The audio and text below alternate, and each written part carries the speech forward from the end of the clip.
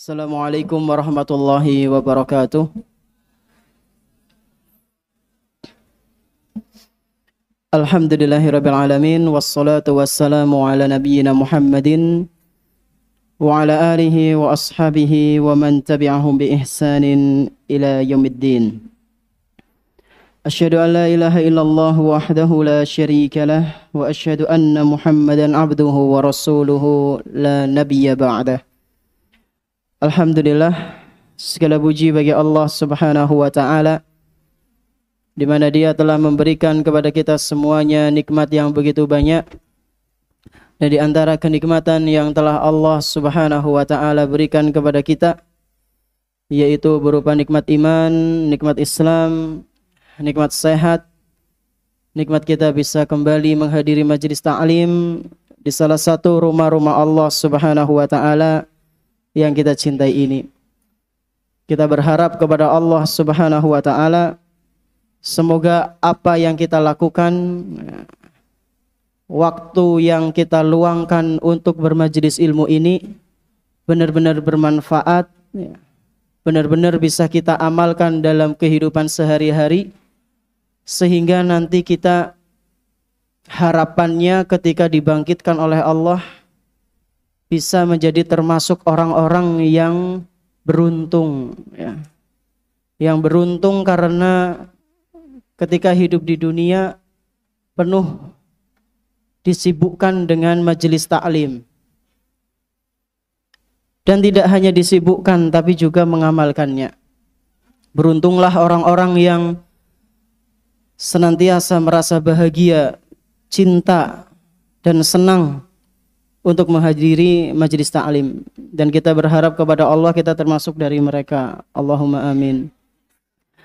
Salawat dan salam semoga senantiasa tercurah limpahkan kepada Nabi kita yang tercinta, Nabi Muhammad sallallahu alaihi wasallam, beserta para keluarganya, para sahabatnya, dan umatnya yang senantiasa mengikuti sunnah-sunnah beliau hingga hari akhir nanti. Kawan sekalian rahimani wa rahimakumullah, insyaallah pada kesempatan malam yang berbahagia kali ini kita akan melanjutkan pembahasan syarah kitab Hilyah Thalibil Ilmi, yang mana kitab ini ditulis oleh Syekh Bakar bin Abdullah Abu Zaid rahimahullahu ta'ala. Dan kita Masya Allah, alhamdulillah sudah membahas beberapa poin. Dan terakhir pembahasan kita yaitu di poin ke-6 mengenai qanaah wa zahadah, mengenai qanaah dan sifat zuhud, ya, qanaah dan zuhud. Ada yang masih ingat apa itu zuhud, ikhwan? Zuhud adalah berusaha menghindari sesuatu yang haram dan berusaha menghindari atau menjauhi sarana-sarana yang bisa menghantarkan pada sesuatu yang haram. Lalu menghindari syubhat-syubhat, fitnah syahwat, dan tidak rakus, tidak pengin sesuatu yang berada di tangan manusia, nggak mengharapkan banget dalam masalah dunia. Itulah zuhud. Yang kita harapkan ketika kita belajar ini, kawan sekalian, bukan hanya sekedar memperbanyak maklumat, bukan hanya sekedar menambah wawasan, tapi yang kita harapkan adalah benar-benar bisa dipraktekkan.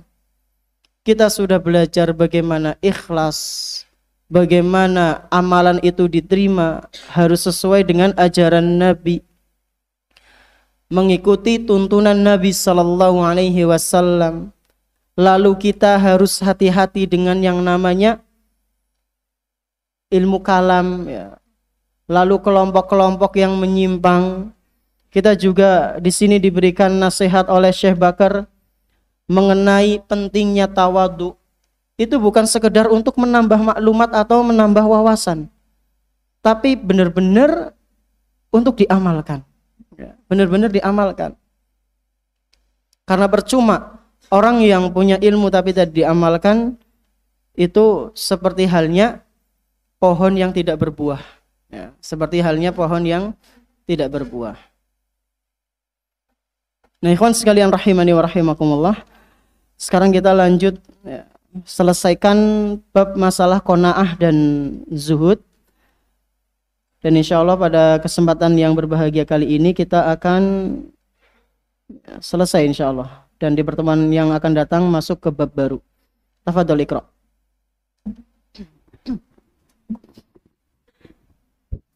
Bismillahirrahmanirrahim. Qala Syekh Bakar bin Abdullah rahimahullahu ta'ala, wa alaihi falyakun mu'tadilan fi ma'ashihi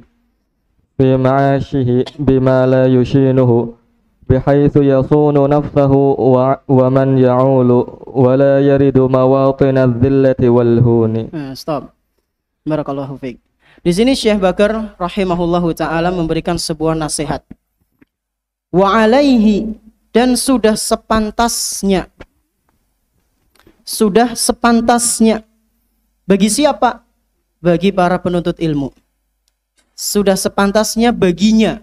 Nya di sini adalah penuntut ilmu. Sudah sepantasnya bagi seorang penuntut ilmu, falyakun mu'tadilan fi ma'ashihi bima la yushinuhu. Sudah sepantasnya bagi seorang penuntut ilmu untuk hidup sederhana. Untuk hidup apa? Sederhana.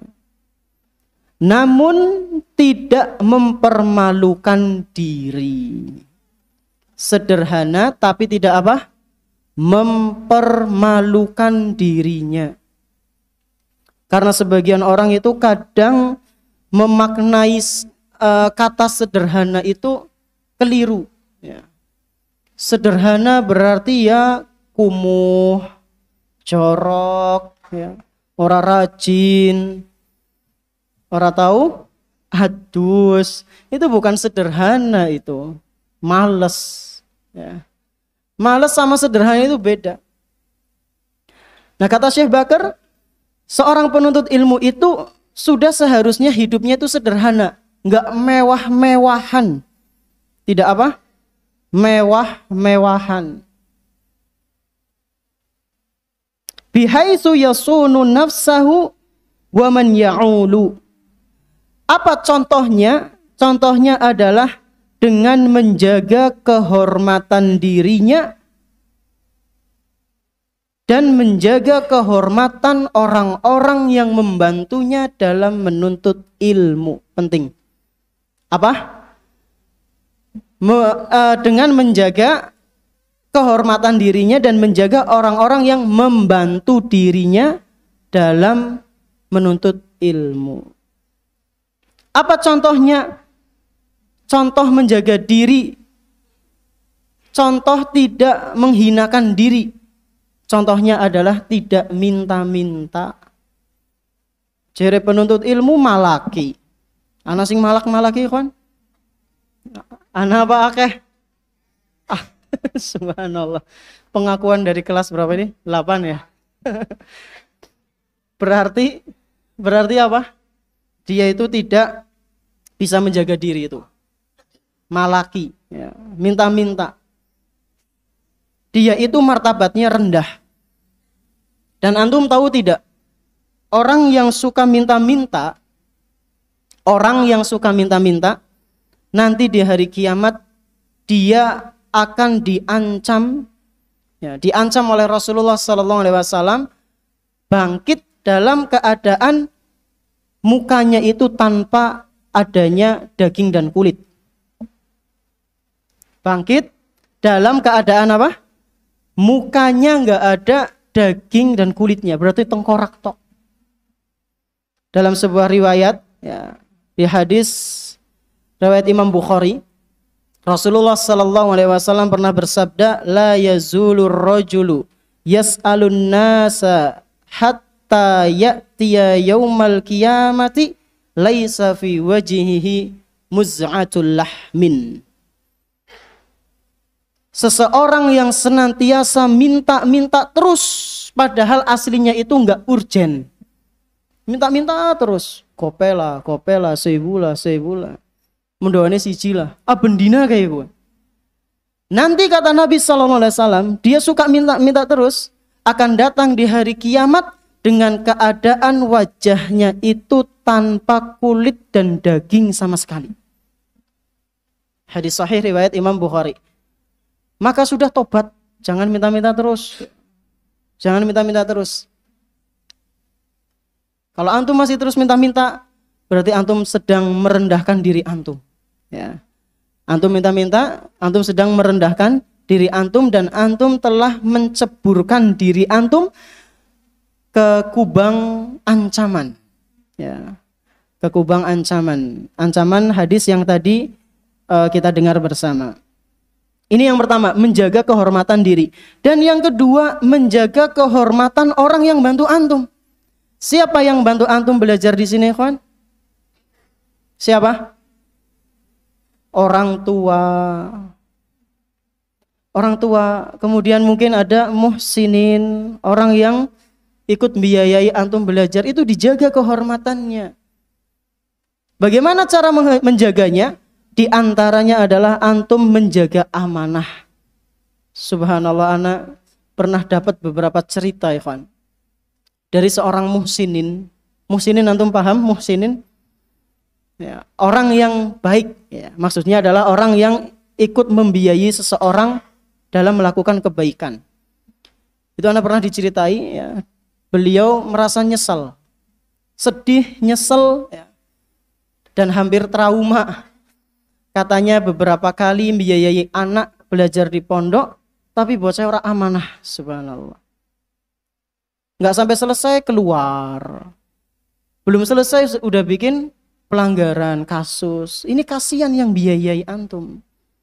Ya. Dan nanti di hari kiamat akan ditanya itu, dipertanggungjawabkan. Maka antum ketika sudah dikasih amanah, nih belajar dibiayai, tinggal sinau tok, dijaga itu amanah.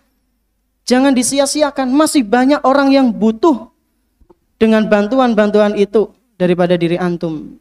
Tapi antum yang dipilih oleh Allah Subhanahu wa taala. Maka jangan sampai disia-siakan. Jangan sampai disia-siakan. Kalau orang sudah tidak amanah dengan apa yang diberikan kepadanya melalui muhsinin, maka dia sudah kena dosa, juga kena tanggungan amanah yang kaitannya dengan Bani Adam. Maka hati-hati. Ya. Terlebih lagi kepada orang tua. Orang tua yang sudah selama ini bantu antum belajar di sini, jangan sampai antum berkhianat kepada orang tua. Jangan sampai antum berkhianat kepada orang tua. Antum di sini tinggal belajar, makan sudah disediakan, minta uang dikirimi. Orang tua antum di rumah sana kerja keras, banting tulang, peras, keringat. Sementara kok antum di sini malah males-malesan, subhanallah. Jangan sampai seperti itu, ikhwan. Ya, jangan sampai seperti itu. Al jaza min jinsil amal. Siapa tahu, ya, dikhawatirkannya nanti antum ketika sudah menjadi orang tua, ternyata anak antum seperti itu. Bayangkan dulu, bayangkan. Antum punya anak, bayangkan antum punya anak 3 misalnya. 1 SD, 2 SMP, yang ketiga SMA. Ternyata ketiga-tiganya bandel. Na'udzubillah. Yang SMP kasus terus. Anaknya antum, bayangkan. Antum punya anak, kasus terus pas SMP. Puyeng apa orang antum? Puyeng apa enggak? Apa biasa baik? Subhanallah, ada juga orang tua yang merasa bangga. Ada juga orang tua yang merasa bangga ketika anaknya dikeluarkan. Ya. Jerene jos, ya, jos kangendi, ya, jos kangendi. Ya. Bayangkan anak antum yang SMP kena kasus, yang SMA tinggal lulus dikeluarkan. Padahal dari SD sampai SMA dibiayai sama orang tua, mengeluarkan uang banyak. Tapi ketika sudah mau lulus, malah dikeluarkan. Ini adalah tindakan yang sudah sepatutnya kita jauhi. Kemudian kata Syekh Bakar, wala yaridu mawatinadz-dzillati walhun. Dan sudah seharusnya bagi penuntut ilmu untuk menjauhkan dirinya dari tempat-tempat yang hina dan terlarang. Penuntut ilmu sudah seharusnya menjauhkan dirinya dari tempat-tempat yang hina dan perbuatan-perbuatan yang terlarang. Apa contohnya perbuatan yang terlarang, ikhwan? Berkaitan dengan seorang penuntut ilmu jangan minta-minta. Ya usaha. Dan usahanya itu harus benar. Jangan yang tidak benar. Apa contoh usaha yang kurang benar? Buka jasa contekan. Yo, siapa sing arep nyontek? 5.000 bae 5.000. Dijamin ora remedi. Subhanallah.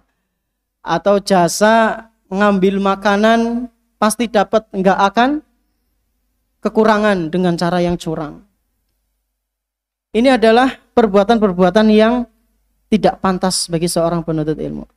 Dulu ketika kami masih kuliah, beberapa teman kami itu, ikhwan, mereka Masya Allah ada yang mandiri, ada yang ulet. Dalam artian mereka belajar dibiayai, tapi nggak selalu minta, nggak selalu menampakkan kebutuhannya kepada muhsininnya atau orang tuanya. Terus ngapain dia?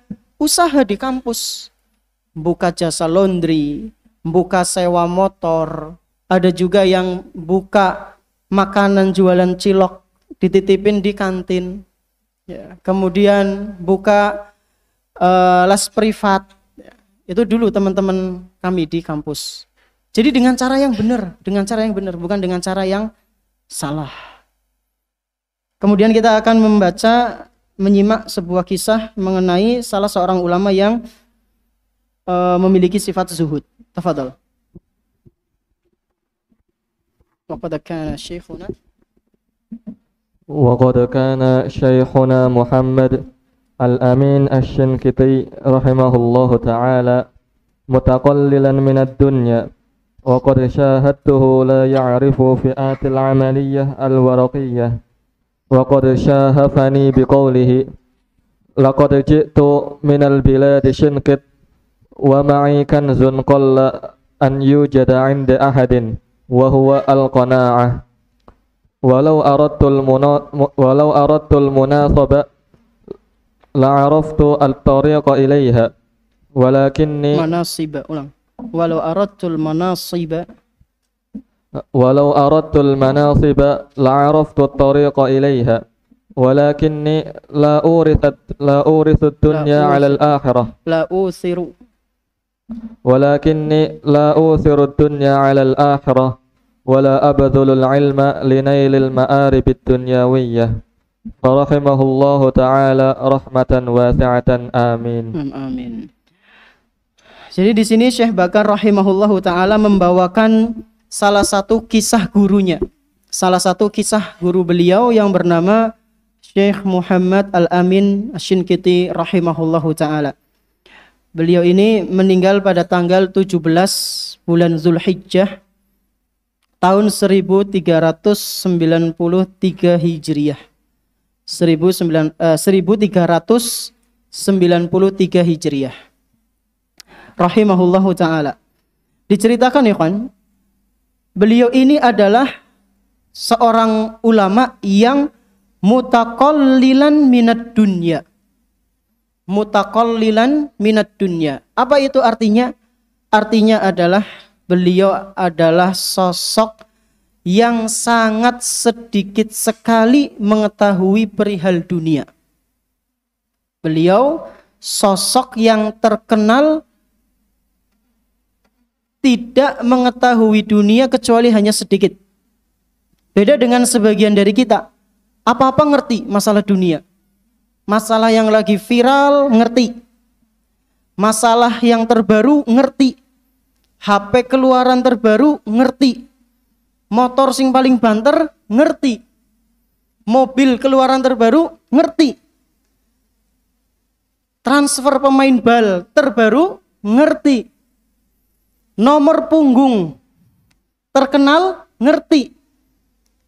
Klub sepak bola yang puasa gelar ngerti. Sing sering dibantai ngerti. Subhanallah. Sing gonta-ganti pelatih ngerti. Dunia ngerti banget. Tapi pas ditakoni hadis kia orang ngerti. Ayat Al-Quran nggak tahu. Tentang sahabat Nabi yang luar biasa nggak tahu. Subhanallah. Pemain paling inti dalam tim yang bergelimang harta ngerti. Tapi sosok sahabat Nabi nggak tahu. Subhanallah. Ya. Ini beda dengan Syekh Muhammad Al-Amin Asy-Syinkiti rahimahullahu ta'ala. Beliau adalah sosok yang sangat sedikit sekali mengenal masalah dunia. Ya. Bahkan sampai diceritakan ya, beliau itu nggak tahu jenis uang kertas. Nggak tahu jenis uang kertas. Mutaqallilan minad dunya. Wa qad syahadtuhu la ya'rifu fi'atil umlatil waraqiyah. Kata Syekh Bakar, ya. Dan aku saksikan sendiri bahwasanya Syekh Muhammad Al-Amin Asy-Syinkiti rahimahullahu taala beliau tidak mengetahui jenis uang kertas. Beliau tidak mengetahui beberapa jenis uang kertas. Gambaran sederhananya ya mungkin ya, walau alam, mungkin. Kalau kita ya, sing gambare Soekarno sih duit apa ya? Sing gambare Patimura ki duit apa ya? Ngasih orang ngerti, kawan. Mungkin seperti itu ya. Walau alam bisawab. Wa qad syafahani biqaulihi. Beliau pernah menceritakan sendiri hal itu kepadaku, yaitu kepada Syekh Bakar rahimahullahu taala. Beliau bercerita, laqad ji'tu minal biladi Shinqit. Sungguh aku pernah datang ya, ke kota Shinqit. Shinqit itu di mana? Di Mauritania. Mauritania itu daerah Afrika. Ya, daerah Afrika. Beliau adalah orang Afrika. Wa ma'i kanzun qalla an yujada 'inda ahadin. Dan ketika aku datang ke Afrika, ke daerahku itu, aku membawa sebuah harta karun yang mana harta karun itu banyak tidak dimiliki oleh orang.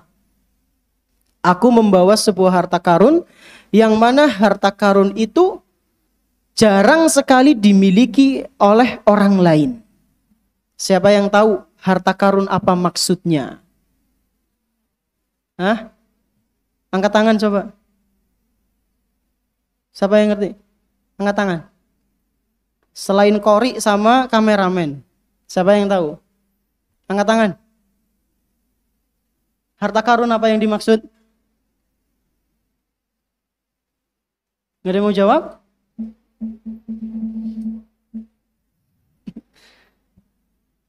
Nggak ada ya, kan? 3, 2. Ada nggak? Apa antum? Ilmu kurang tepat. Apa? Ilmu zuhud dan qanaah. Pilih 1 dari 3 itu. Keliru. Apa? Coba 1 lagi siapa? Angkat tangan, suara netok ya medeni. Angkat tangan mana? Enggak ada? Antum. Qanaah, Masya Allah.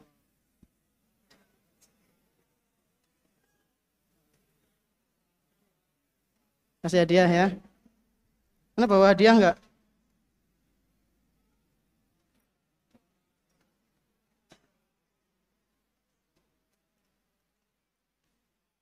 Bentar ya.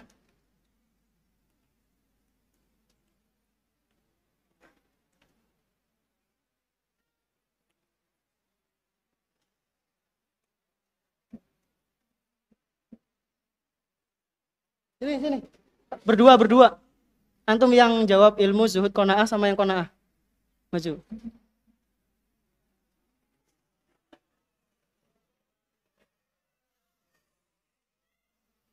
Sedikit ya.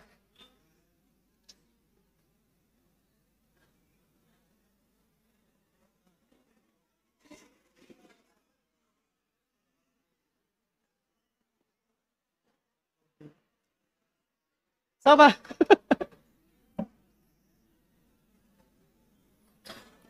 Apa yang benar, ikhwan? Qanaah.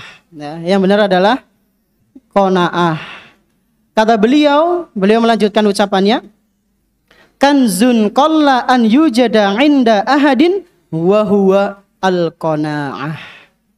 Jadi beliau membawa sebuah harta karun yang sangat besar yang jarang dimiliki oleh manusia, yaitu adalah sifat qanaah. Sifat qanaah. Oh iya, enggak boleh bawa uang ya? Balik mana? Ini diganti voucher ya. Ganti voucher. Boleh enggak sih bawa uang? Oh boleh, Ustaz Ikhwan. Boleh bawa uang? Enggak boleh. Diganti ya nanti ya. Nanti berdua. Ganti voucher ke TU. Wa huwal qanaah. Terus beliau melanjutkan ucapannya, Ikhwan. Walau aradtul manasiba la'araftu tariqa ilaiha. Kalau seandainya ya, Syekh Muhammad Al-Amin Asy-Syinkiti berkata kepada muridnya yaitu Syekh Bakar, kalau seandainya aku mau mendapatkan manasib. Manasib itu apa, ikhwan?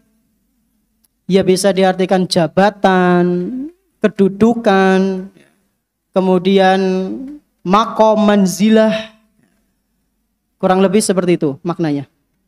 Kalau seandainya aku ingin mendapatkan jabatan-jabatan, kedudukan-kedudukan di mata manusia, la'araftu tariqa ilaiha. Sungguh aku tahu jalannya. Aku tahu caranya. Bagaimana supaya aku ini bisa terkenal di depan manusia dan bisa dihormati oleh manusia. Kata Syekh Muhammad apa? Aku tahu. Dan memang, ikhwan, cara supaya terkenal, supaya disegani itu caranya sangat mudah. Caranya sangat mudah. Apalagi terkenal, itu sangat mudah caranya. Kata sebagian orang Arab, khalif tu'raf. Apa? Khalif tu'raf. Kamu selisihilah kebiasaan orang, pasti kamu akan terkenal. Kamu selisihilah kebiasaan orang, pasti kamu akan terkenal. Itu kaidahnya. Tapi kaidah ini yang nggak bisa diambil secara mentah-mentah. Ya. Orang yang menyelisihi jalur yang lurus pasti akan terkenal. Biasanya. Ini kaidah dari sebagian orang Arab. Khalif tu'raf. Kemudian beliau mengatakan, walakinni la usirud dunya 'alal akhirah. Akan tetapi meskipun aku tahu caranya mendapatkan jabatan di hadapan manusia, di mata manusia, tapi aku tidak ingin mendahulukan dunia daripada akhirat. Wala abdzulul ilma linailil ma'aribid dunyawiyah. Dan aku tidak ingin meraih sebagian dari dunia dengan ilmu yang aku miliki. Farahimahullahu rahmatan wasi'ah. Amin. Semoga Allah merahmati beliau. Semoga Allah menerima doa kita. Allahumma amin. Tafadhol, adzan. Pas banget ya. Allahu akbar.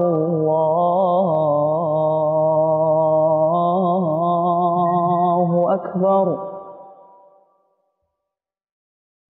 Allahu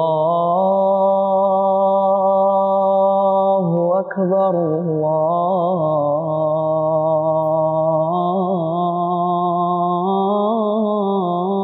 Allahu akbar. Asyhadu an la ilaha illallah.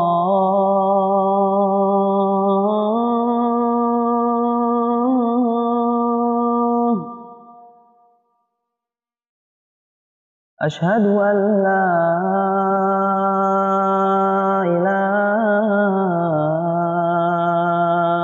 illallah.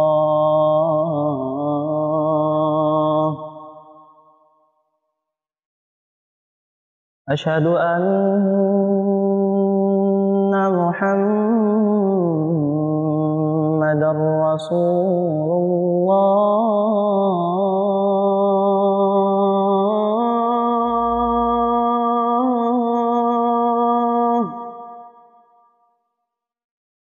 Asyhadu anna Muhammadar Rasulullah.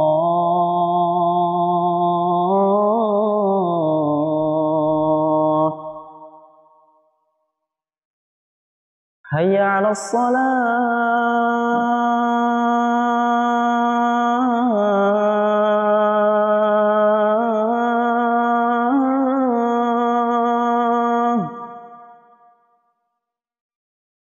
Hayya 'alas salah.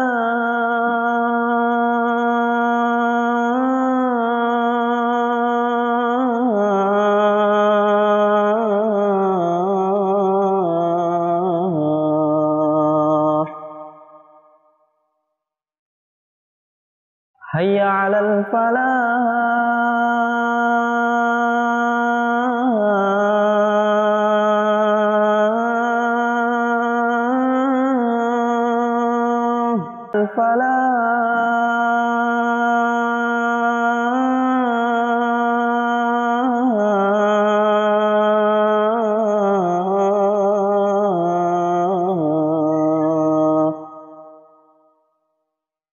Allahu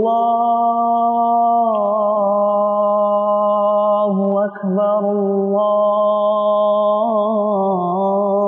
Allahu Akbar. La ilaha illallah.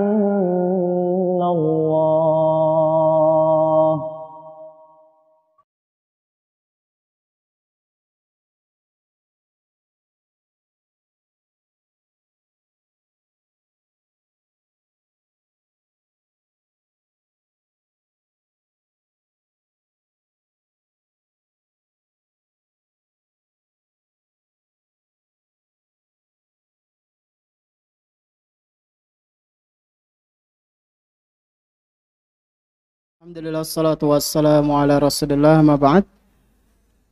Kita lanjutkan di tanya jawab ya.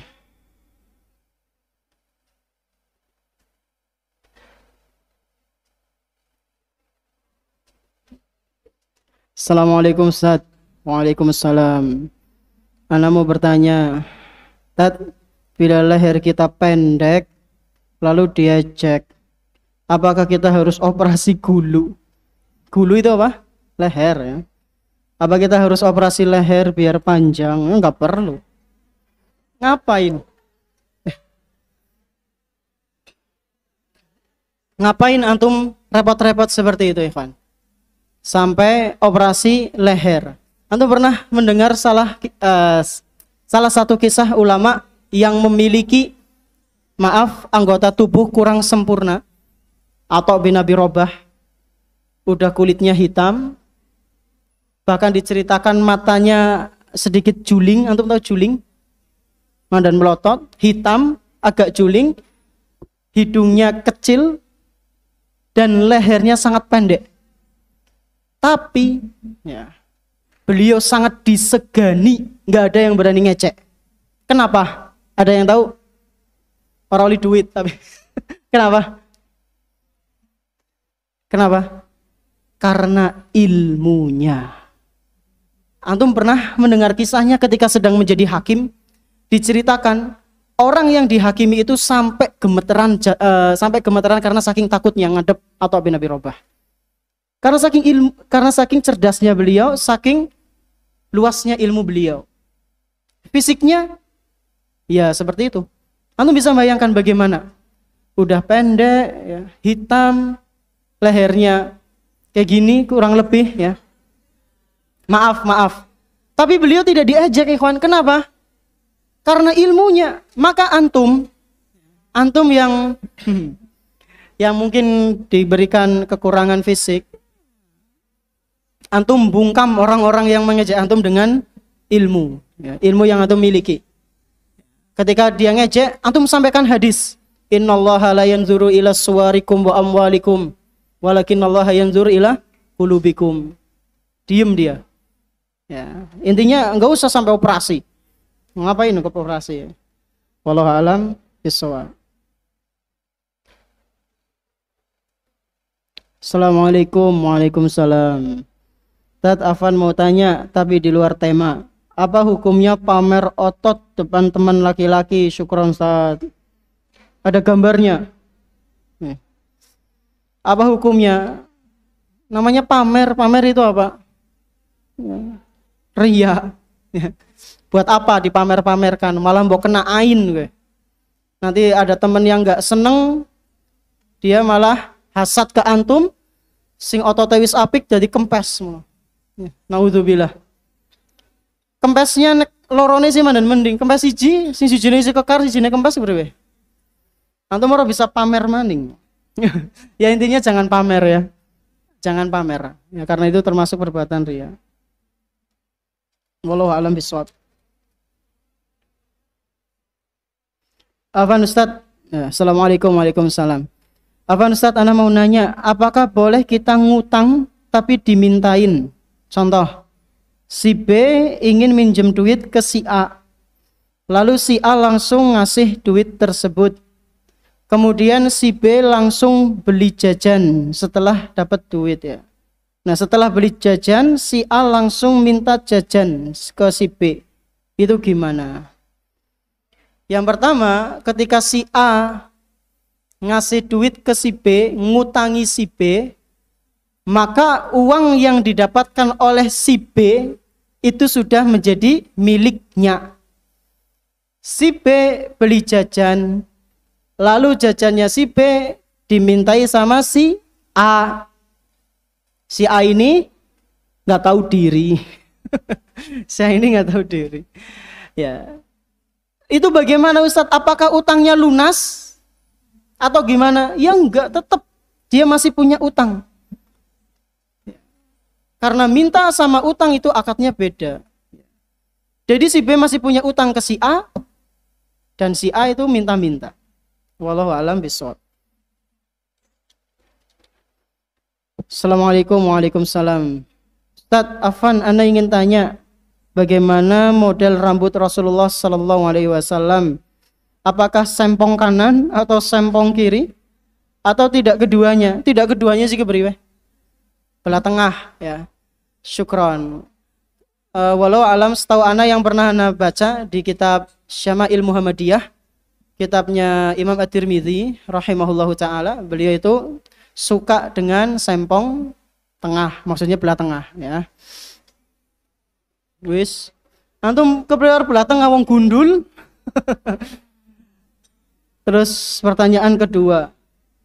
Assalamualaikum. Waalaikumsalam. Afan Ustaz, ana ingin bertanya bagaimana mengatasi ngantuk saat sendiri selain cuci muka. Jazakumullah khairan. Saat sendirinya di mana? Ya, kalau lagi belajar ya, ana biasanya nyanding kopi ya. Kopi, atau biasanya misal gini, lagi sendiri lagi belajar misal. Maka buku yang kita pelajari yang sudah bikin kita bosen, sudah tutup, kita cari buku cerita. Ya, cerita para ulama, cerita para nabi, insya Allah nggak ngantuk. Kalau masih ngantuk, ya udah tidur. Tidur, jangan dipaksakan. Karena setiap tubuh kita itu memiliki hak.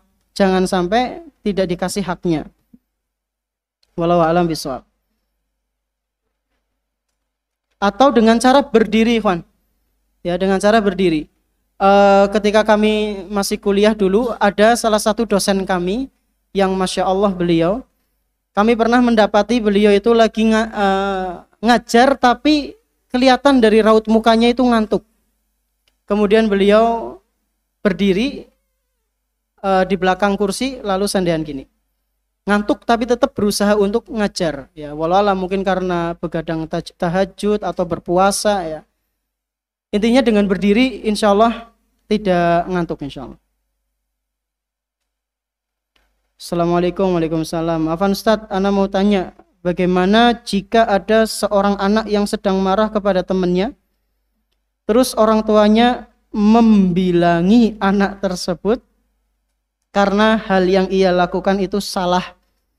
Lalu anak tersebut ngambek dengan temannya dan orang tuanya. Apakah boleh anak itu mencueki orang tuanya dikarenakan orang tuanya menasehati anaknya itu dengan suasana yang tidak enak? Terima kasih. Jawabannya ya tidak boleh. Masa nyueki orang tuanya?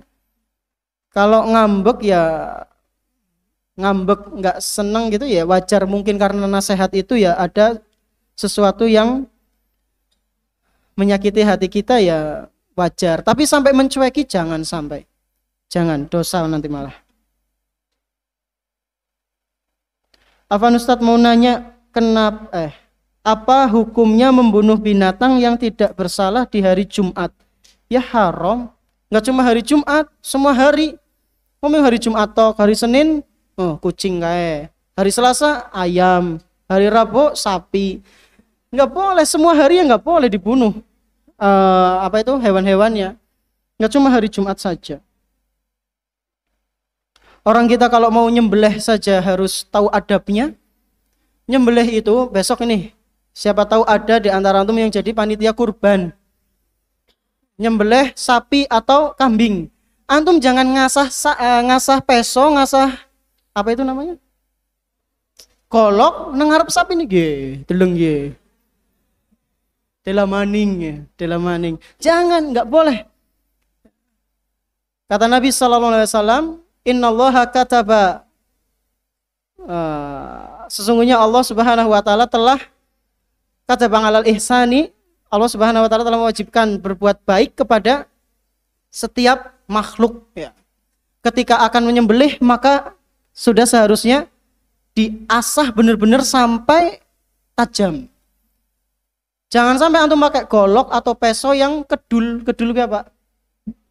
Tumpul ya. Terus lagi nang tengah-tengah, lagi priwe, orang pedot ya. Tersiksa itu hewannya dan antum telah berbuat zolim. Ya. Maka jangan seperti itu ya. Jangan seperti itu. Wallahu a'lam bishawab. Jadi bunuh hewan enggak cuma di hari Jumat, di selain hari Jumat juga enggak boleh. Afan Ustadz mau nanya, jika ada orang meninggal karena terkena ain, dia masuk surga atau neraka Ustadz?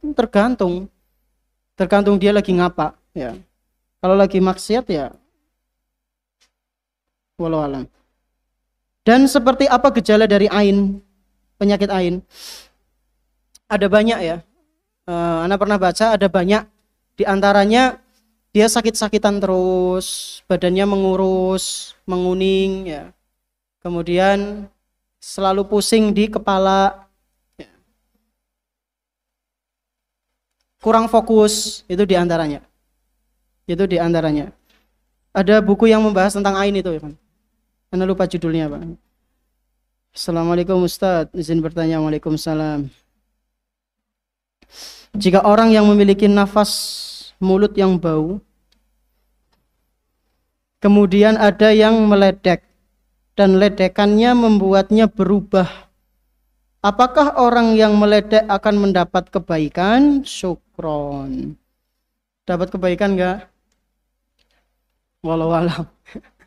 Meledeknya kalau sampai bikin sakit hati ya zolim, tapi ya walau alam, mana belum tahu. Afan Ustadz izin bertanya, bagaimanakah model rambut sahabat Nabi? Syukron. Walau alam. Mungkin ngikut ya, adat dulu ya belah tengah. Kalau adat dulu itu di zamannya Nabi ya belah tengah sama di kucir karena panjang. Itu adat ya, antum nggak perlu ngikutin. Kalau adatnya Indonesia dikucir itu aneh ya, antum jangan ngikutan. Di pondok juga nggak boleh ya, antum jangan ikutan. Assalamualaikum Ustaz. Waalaikumsalam. Apa hukum top up diamond? Apa sih top up? Wallahi anak nggak tahu. Top up diamond game untuk spin apa maning ya? Redem. Anak nggak tahu ya. Kalau ada pertanyaan anak nggak tahu.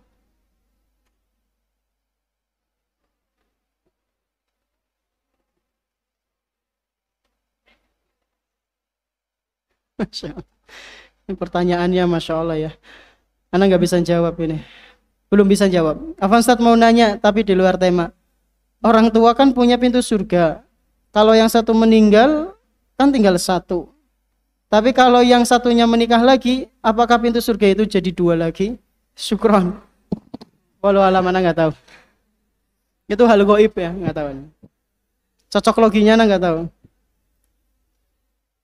Assalamualaikum warahmatullahi wabarakatuh. Apa hukum korupsi makanan dan apa balasannya di akhirat? Korupsi itu sama dengan apa? Mencuri.